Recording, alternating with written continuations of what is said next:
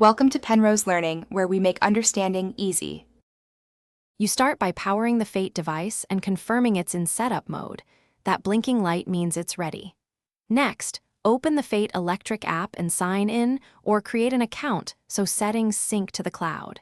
Make sure your phone is on the 4 GHz Wi-Fi network and Bluetooth is enabled because the app uses both to discover and commission devices. Once done, tap Add Device and choose the correct product type to begin pairing. This is the step that initiates device provisioning. After selecting the device type, use the app scanner or manually input the setup code printed on the product. This authenticates the device. You'll then name the device and assign it to a room so voice assistants and scenes work predictably. Configure initial settings like brightness, color temperature, or grouping with other lights, because those defaults determine later automations. Make sure firmware updates finish before creating complex scenes. Updates improve stability and add features.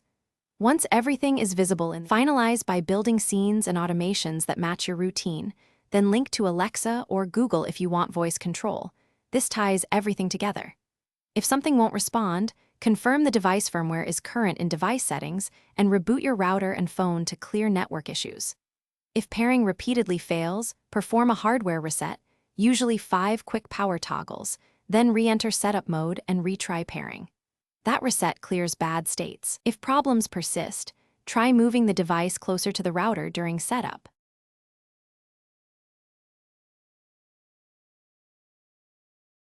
Thanks for watching. If this was helpful, leave a like and consider subscribing. See you next time.